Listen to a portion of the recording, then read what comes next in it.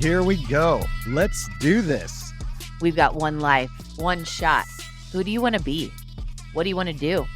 Addicted to Betterment, a podcast to inspire us to keep going, to try something new, to dream, to think big, bigger, to overcome. Here we go. Here we go. Here we go. Okay, so what is that thing for you that you do it and you're like, why don't I do this all the time? Why don't I do this more?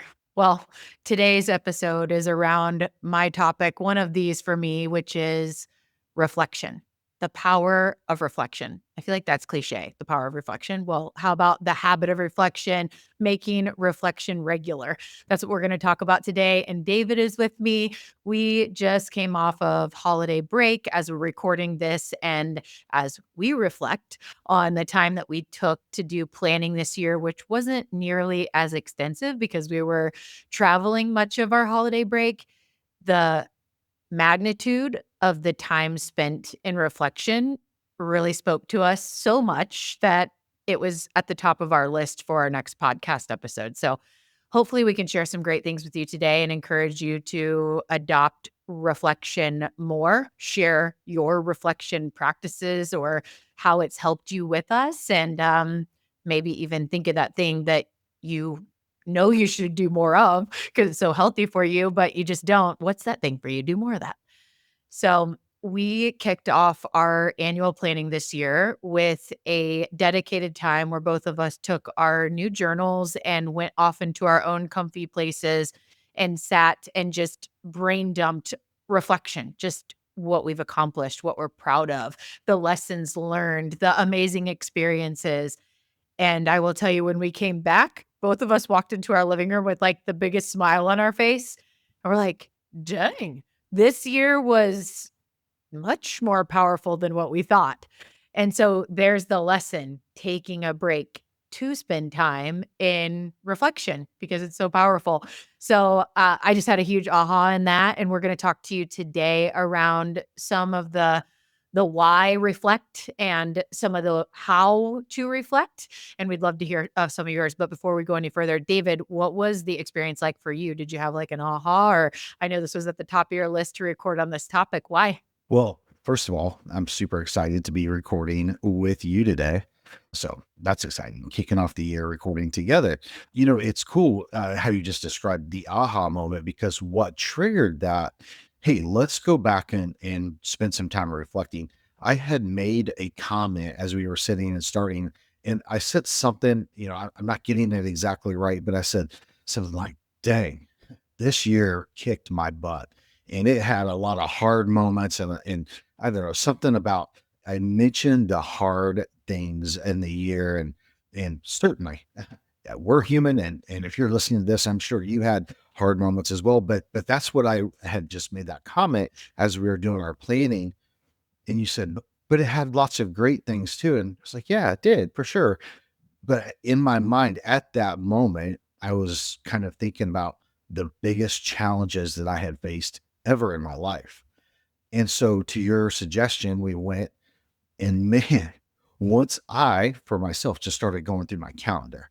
So I just started going through my calendar, and then it started bringing back to mind all these different scenarios, experiences, moments, trips, powerful moments. I mean, actually during that reflection, I was reminded of some of the most powerful moments of our lives, some of the most meaningful moments that we had experienced together. So, I think for me, in a moment where I was thinking of the biggest challenges I'd ever faced, what I came from that time of reflection was, clarity of purpose and values. I was reminded of some of the things that we had experienced and reminded me of, man, these are some of the core values that we have in our relationship. And we got to experience those and enhance those, and then experienced a lot of self-awareness, because when you look back at the year, you remember some things that you handled really well, and then you remember some things maybe you didn't handle well, and moments that you grew and all the things. So, and then when I dwelt on the things that went really well and experienced, I got to think of, as I'm planning the next year, how to plan some better decision making. And I think the most powerful thing, though, is when you ask the question is, as you go back and reflect, there's something in that that I would say accelerates emotional healing and growth as you reflect back on, on a season, or for us, the year. Because, for me, as I said, man, this was a challenging year. And it was. But there's something about the power of going back and just reflecting, and, you think of the moments that were really challenging, and here we are at the end of the year. We made it and thrived. And so there's something really powerful and healing in that as well. Totally. I felt that. I mean, but let's be real. We ordered a banner for our condo that on our vacation over the holidays prior to doing the reflection that said goodbye 2024. So if you think for a minute, about the lesson here, there's lots of them, but one that's rising to the top for me is how we sometimes let the crap cloud us to the place where, 2 weeks ago something happened and man, this year, goodbye 2024, and you're just kinda not that there weren't many themes of things that were challenging throughout the year, but dang, when you sit down intentionally and look for the good, there's so much there, and that really applies to everywhere in life. So, I just wanna start for a second by reminding us that shower moments, I say this many times because of the power of the pause, and, you've got something you're working on, and half the time the answer comes to you, it's within you while you're sleeping or while you're in the shower because you're quiet. You're not clouded. You don't have all of this stuff going on. And reflection, that's a time of pause. And there's so much power in that. And I think to look at not just what were these great celebratory things and what did I check off the bucket list, way more than what we thought, right? But also the amazing lessons and what is life. It's just this journey of learning and moving forward. We're going to take what works and bring it with us, or we're going to learn the lesson and hopefully shift. And so there's just so much to reflection being a regular healthy practice. And David, like you said, just like healthy for our souls. So let's just talk for a couple more minutes on really summarizing why reflect and kind of cover all the ground there. And then let's go into ideas on how to reflect, some of the things we did, some other ideas we have to give some people some, I don't know, tangible tips to take and go try a new way of reflecting and make it a regular thing. So, summarizing why reflect. So, we said like it centers us, it raises our vibration. Half the time, gratitude comes with that because we see so many good things. Why reflect, David? I'm going to say for me, the most profound thing is, you're always trying to climb the hill in front of you, or, overcome the obstacle in front of you. And the best way to be confident, to be grateful, is to think about all of the things you've already overcome, or the obstacles that was in your way. And in that moment, you think, oh my gosh. And then you look back at, wow, look how far I've come in that moment. And then one of the big reasons why is to facilitate learning. It's a great opportunity to learn, how to get better in life, how to, even level up more on some things that you've already done. And then, for me, it strengthens relationships. Here's what I will say for me, in that moment of reflection that we did is, suddenly after I sat and reflected over the year and thought of all the things we had experienced, all the things we had overcome, the things we worked through, the hills we climbed, all the things. Suddenly, when we went back and started, planning, man, I felt a much deeper, much more stronger bond with you as we started to plan, because I'm like, dang, my partner and I, we can overcome anything. We can accomplish anything. Look at what all we did this year. So for me, it's the strengthening the bond and gaining confidence and resilience in the things you're facing ahead. Couple of the things that come to mind about the why. Have you ever used the term or statement, hindsight is 2020? So not just when there's like a big mistake and you're like, wow, if I would have seen that coming, but it really applies everywhere. When you look backwards to put the pieces together, you start to look for themes and you notice it's like data tells a story, right? Data is a very powerful tool. Similar here, you look back and you see the common threads and you're like, okay, those 6 steps, I'm starting to notice that I can get them down to 5 because I'm seeing something that can be cut out. And if we don't take the time to look at that, we're just going to take more time or be inefficient because we're still doing that extra step because we're not taking time to realize that the extra step doesn't need to be there. So hindsight is 2020. And then, I think of momentum. And what is momentum? Momentum is this stacking of traction, this stacking of wins. You think of Atomic Habits, one of our favorite books, and habit stacking. You had success with one habit and then you put the other one on it, and that's where momentum comes in. So just, I think so many things also in our world of it literally can't move any faster with the way that, technology, AI, just all of these things coming at us. And it's just a straight up healthy practice to just stop. And let's start to go into how to reflect. I think it starts with this intentionality of blocked time. Like you are blocking time. And one of the biggest ahas for us that we're sharing and wanting to encourage you is not just once a year, not just once a quarter. Could it be a daily practice for 3 minutes? How could that build the momentum that you have and look for opportunities to, find gaps because we're doing it so regularly. I think blocking time and then focusing your reflection efforts on an intentional thing. What am I doing in my reflection? What am I looking for? Common opportunities to find the way that we level up. What is it that we can cut out? How do we get more efficient? Where have we had success? And I'm looking for that intentionally in my reflection because I want to replicate that success. So, David, what else comes to mind in this initial kickoff of how to reflect?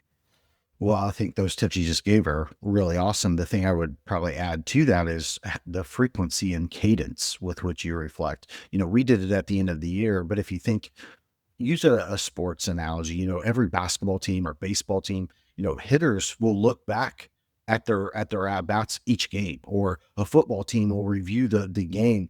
At the end of each game, they'll go over the plays, what went well, what didn't go well, what blocks did they miss, what passes did they miss. So by doing it regularly, I think it helps you to stay more closer to the problem or closer to the solution.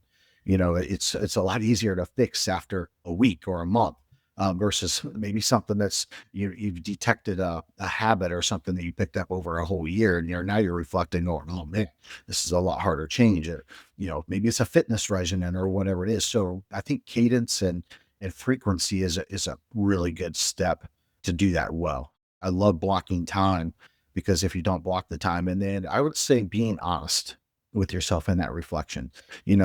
Some people have a tendency to look for the great things. Oh man, these are all the things that went great.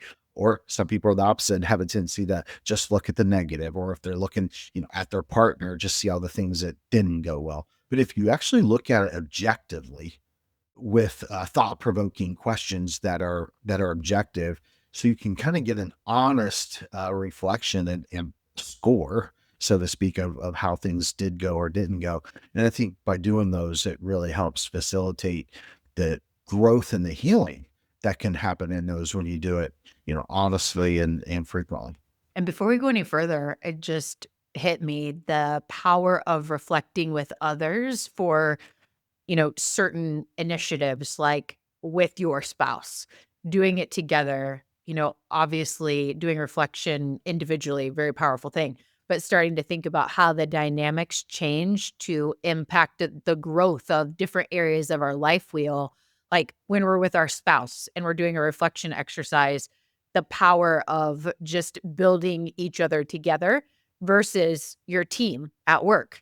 And when you take time for reflection, all of the things that we talked about, like the gratitude and acknowledging the success and feeling accomplished, learning, together. What does that do for a team in driving that closeness, that cohesiveness, that connection?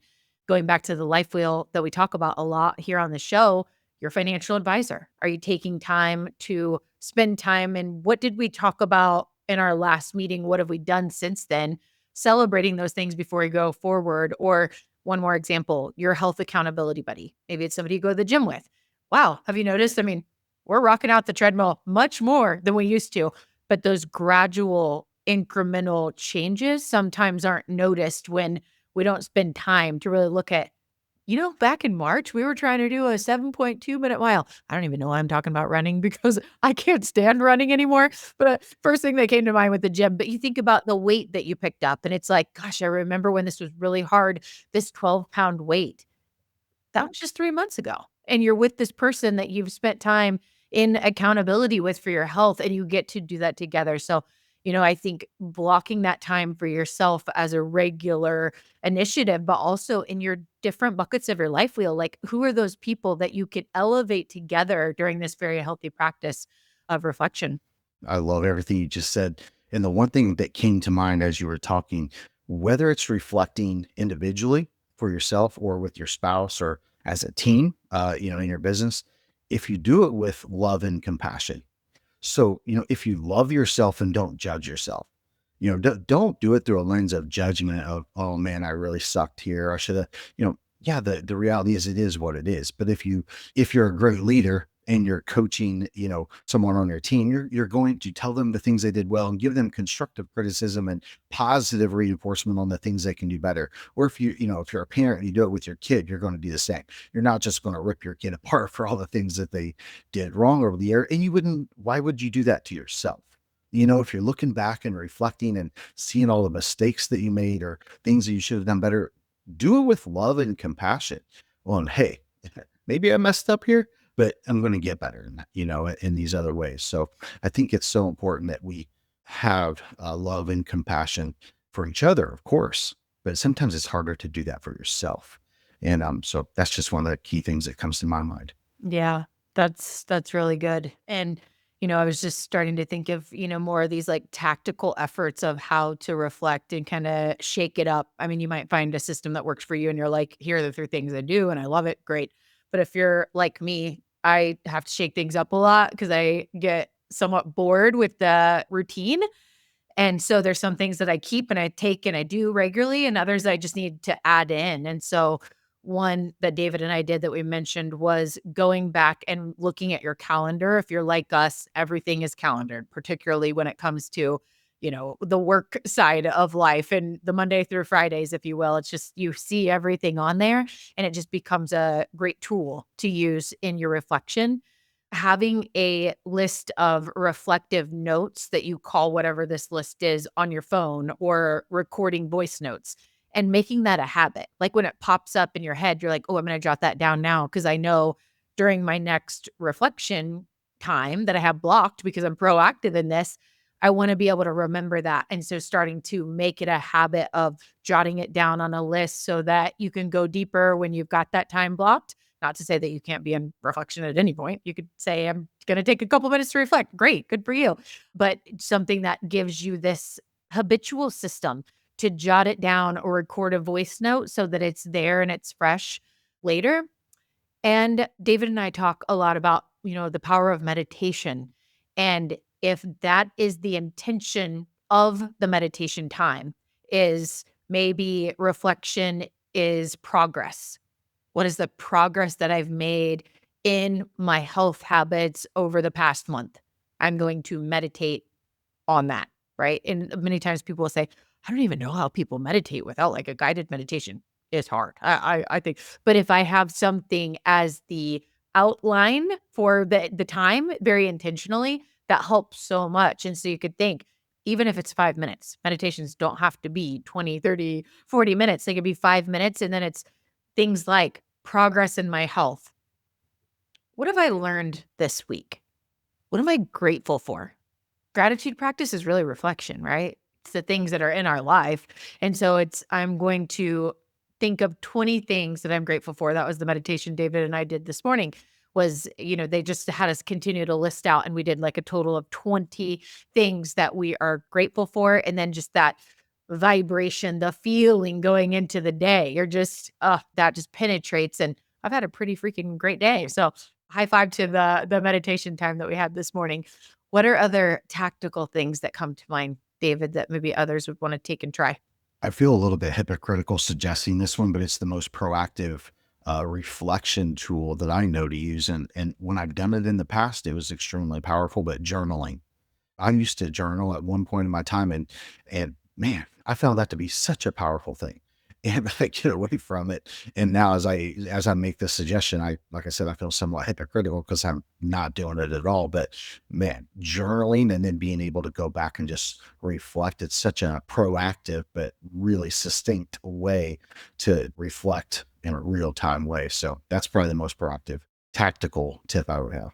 Yeah. And if there's anyone listening that could contribute to this podcast as I don't know, excellence in journaling, we'd love to have you, because I have that same thing where I have my journal, and I use my journal for a variety of things, but they're very, I don't know, not journaly. It's like, here's my topic of the day, and it's not like a regular journaling practice. Not that anything's like right or wrong. It is what we make it, but the whole point of making journaling a daily practice where reflection is part of that. If anyone has that system, it's rocking for you. We'd love to have you on as a guest because I'd like to learn from you. It sounds like David would too. We'd love to pick up some tips. So, I think as we move towards wrapping this up and just looking at, reflection as a process, it's block time for reflection. Now, if you get to a place that it's just a habit, it just rolls and it's just part of who you are, I mean, I think that's the best way to be. But blocking time, building those habits, that intentional pause with intention. And it's like, what is this reflection here for? There's so many things you could reflect on.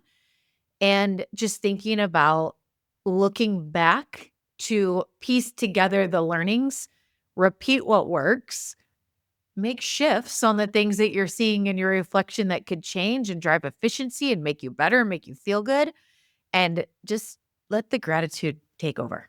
Nikki, you're probably the best in the world at this, but I think the most powerful way to utilize reflection is to let the reflection determine the action that you're going to take. Use it to take action. And again, you are better at taking action than maybe anyone I've ever met.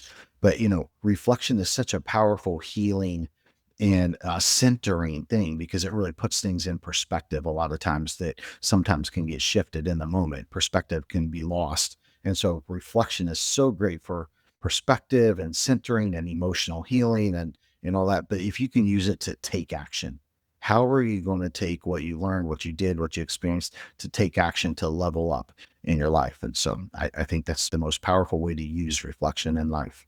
Yeah, so good. Well, David, as we were talking here, and I was just spending blocked time to talk about this topic, I thought, how powerful would it be if after we do our reflection, looking back at our calendar, jotting down the lessons learned and the accomplishments and what we're proud of, to do it for each other, with your spouse, your significant other, with someone you work really closely with, the things that they may see in reflection about you, about me, probably pretty darn powerful. And I'm sure that there's some things that I missed, but those closest to us, they're the best to give us feedback and give us insights that help us grow. So we haven't really done that, I don't think. I mean, we've given like feedback to each other, but making it part of a reflection practice where, hey, let me list out all these things, but what did I miss? Or what do you see?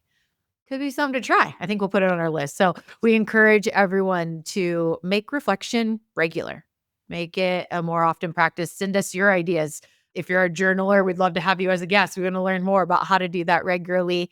And we're looking forward to another year together. Just continuing to share what's working for us and where we're stuck and what we need help with, and continuing to learn from you.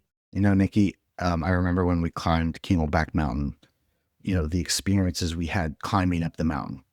And then you get to the top, and that's the same as reflection. Now you're at the top, you have the view, and you look back down.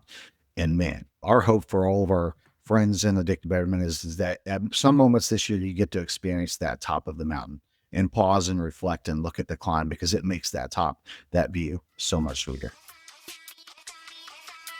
So you just listened to this episode.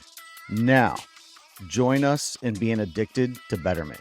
Please subscribe to the show, share with your friends, tag us, and please take a moment, leave a review.